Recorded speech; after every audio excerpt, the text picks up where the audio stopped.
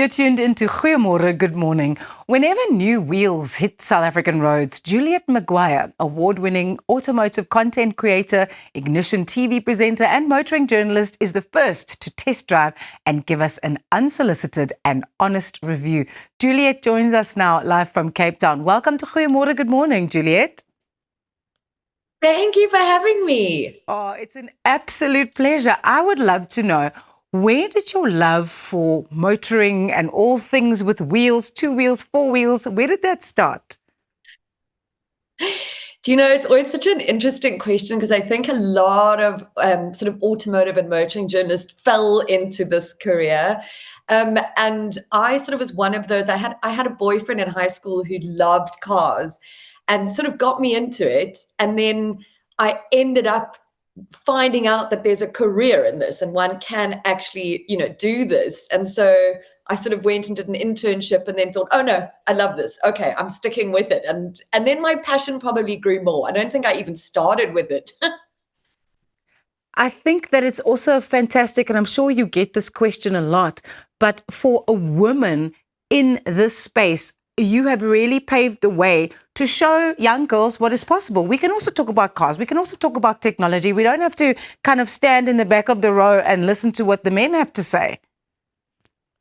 No, of course. I mean, it's so sad that we still have to talk about it. Yeah. It's something that I would have wished, I think, sort of 17, 18 years into my career that it wouldn't still be a thing. But interestingly, and unfortunately, it is. Yeah. But it is such a strange thing that people are very confused by the fact that I would be able to review a new car or talk about it or, be interested in it. And as much as thankfully now, I think because I've been in it so long, people expect it from me. But there are moments when people, even within the industry, will still question whether, am I as serious as the men and do I know as much as the men? So we still have it. I mean, it's just the way that it is, I guess, for now and for hopefully not for much longer.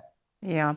What are some of the trends in the automotive industry that you've seen in the past couple of years, and what can we expect going forward? Because you always know what's coming before the rest of us do.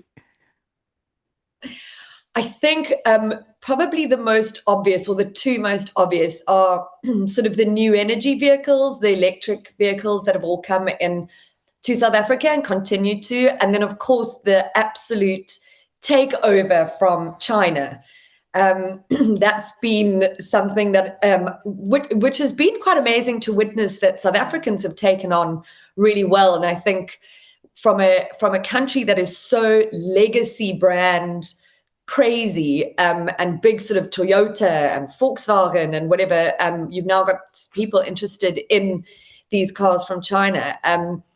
And going forward, I mean, to see what's coming, I mean, specifically from the Chinese brands, but just from a new energy vehicle sort of perspective, that's, I think, what's probably more exciting, because I'm not 100% convinced yet on the electric vehicle setup and infrastructure. We all know we're not quite there yet, but we've got a lot of sort of hybrids and plug-in hybrids coming in that I think will be more appealing to the South African market.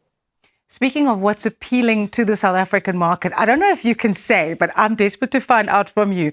If you had to choose like a family car, so I'm a mom, I have 2 kids and my husband as well, so we're a family of 4. What would you recommend as that kind of quintessential South African vehicle for a family of 4?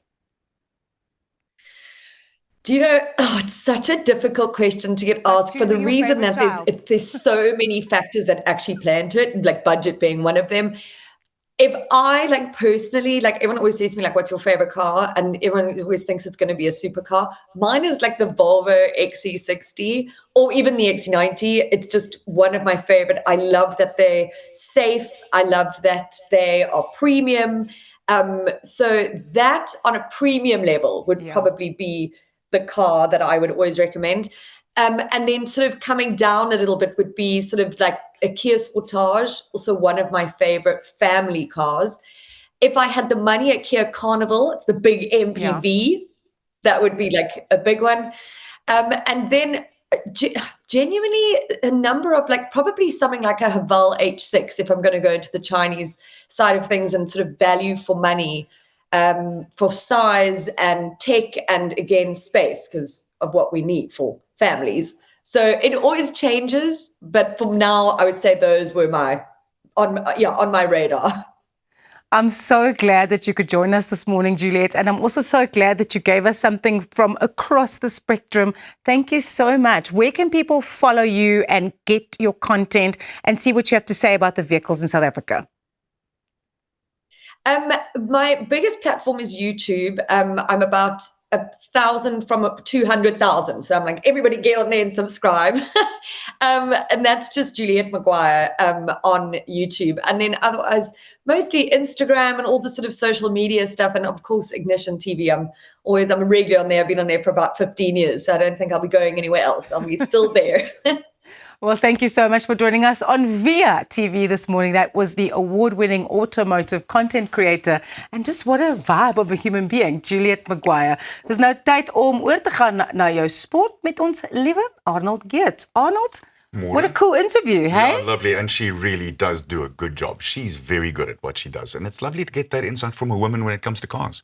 Very, very cool. Cricket, wat gaan aan? Suid-Afrika, Pakistan. Ja, dis vandag dag 4. Hulle begin oor 'n klein rukkie en op hierdie stadium is Pakistan 94-4. Maar as dit ware is hulle 23-4 want hulle is nou net 23 lopies voor op die eerste beurt. Suid-Afrika wat gister ongelooflik gekolf het en as jy kyk na wat Senoran Mutasamy en Kagiso Rabada gedoen het gister met die kolf, ek dink dit was van die beste sogenaamde tail en kolfwerk wat ons in 'n baie lang tyd gesien het. Wonderlik om te sien en Rabada het die langsteel ingelê. Die Pakistanse bowlers het so 'n bietjie gedraf gister. Dis die mooiste ding as iemand as die bal so mooi slaan en hy sê fetch it. Go fetch. Gat haal hom. Ek het hom geslaat, jy gat haal hom. So in elk geval op hierdie stadium 'n dominante dag vir Suid-Afrika gister en as ons mooi gaan kyk vandag is deurslaggewend in die eerste uur. In Pakistan, op Pakistan se blaai is daai eerste uur baie belangrik. Simon Hamer het op 'n stadium 16-3 gehad en dit was weer eens wonderlik om te sien. Hy aard pragtig in Pakistan. So hopelik het hy vandag 'n groot effek in daai eerste uur. Yeah, so a good day maybe expected for South African cricket today. Let's hope Fingers crossed, touch wood. Yes. Iets wat ons regtig nie te veel van hoor in Suid-Afrika nie, is Suid-Afrikaanse boks. We used to be like right up there, you know, Brian Mitchell, all of those guys. Well, I want to take you back to 1979. This is a long time ago. En hier is Gerry Coetzee teen Michael Spinks in die eerste ronde en iemand het dit vroeër hierdie week vir my gestuur. Nou as jy mooi kyk, Gerry is natuurlik 3-4 jaar hierna het hy wêreldkampioen swaargewig wêreldkampioen geword. Afrika se eerste swaargewig kampioen en ook natuurlik Suid-Afrika se. Maar kyk net hoe hard het hierdie manne mekaar geslaan. Ja. En dit was anders toe. Raz, your question is an interesting one and it's hard for me to understand because we have top-class sportsmen and women across the board. Whether we talk about even tennis, we have some really good performers. But the amazing thing about the boxing is we haven't had anyone come through in a while. Kevin Lerena. Yeah, there's one. Yeah. There's one. And even then, we haven't had any heavyweights. And you do have to ask yourself, where have they gone? If we've got such great athletes, and there's no answer to that. I can't give you an answer. But it made me think when I saw Gerry Coetzee like that, I wondered to myself, what happened? The last good one we had, of course, Pieter het dit genoem toe ons hieroor gepraat het, Corrie Sanders. Dis die laaste goeie swaargewig wat ons gehad het, wat 'n wêreldkampioen geword het. En mens wonder net by jouself, as ons al hierdie groot rugby-spelers het, wat so massief is en so vinnig en so sterk, hoekom gaan dit nie oor boks kry toe? Waar kruip die boksers weg, maar miskien kruip hulle weg in die rugbyspan. No, it's also like a super solitary sport. So team sport seems to be the way that people want to go. Like rugby, right? Ja, verseker. En dan laastens, I also found this on Facebook and I just thought this was too good not to show our viewers who haven't seen it. Hier is iemand wat besluit het, hy wil gaan kyk wat maak Rassie Erasmus. How does a flanker from Dispatch become the most disruptive coach in world rugby? Simple. You change the rules of the conversation. Rassie Erasmus doesn't just pick teams. He rewrites the playbook. Early on, he was already hacking the game. Coaching the Free State Cheetahs, he won the Currie Cup. and famously used coloured disco lights to signal tactics from the stands, a preview of the code-breaking mindset to come. Then came Munster. In a bruising season, Rassie steadied the ship and walked away as the Pro 12's coach of the season, proof that his method translates anywhere. In late 2017, 18 months before the 2019 World Cup, he took over the Springboks and handed the captaincy to Siya Kolisi. South Africa's first black test captain, the country felt it. By the 2019 World Cup, his system was humming. Springboks won the championship, and along the way, they ran a 6-2 bench split, unlocking fresh tactics off the bench.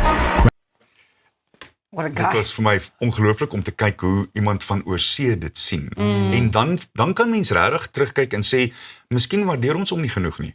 Miskien waardeer ons nie wat hy gedoen het met die span en wat hy en die span vir Suid-Afrika gedoen het genoeg nie. Miskien is ons ondersteuners te slim om ook ons coach te wil wees. Ja, Maar hoekom doen hy nie dit nie? Hoekom doen hy- Weekend Warriors, Ja. coach couches, ja. Ja. Ja, maar dit is wonderlik om dit te sien, hè. En ek dink as daar ene is wat nou regtig die spel verstaan en die siege en die dit, is dit Rassie. Die laaste lyn, he changed the conversation. He changed the Dis waaroor dit conversation. gaan. Dis regtig waaroor dit gaan. Ja, beslis. Maar baie dankie vir daardie stukkie info. Wysheid. En, ja, en ons wag vir ons boksers, maar jy beter nou net ingeskakel bly, want net hierna, lyk dit vir my, gaan ons 'n bietjie plaas toe gaan. Nee, die plaas is hier, Pieter, soos wat ek sien. O, is dit? Ja, maar dit gaan 'n baie lekker enetjie wees. So goeiemôre, good morning, jy moet nie weggaan nie. Net hierna gaan ons brul, kekkel en stats swipe.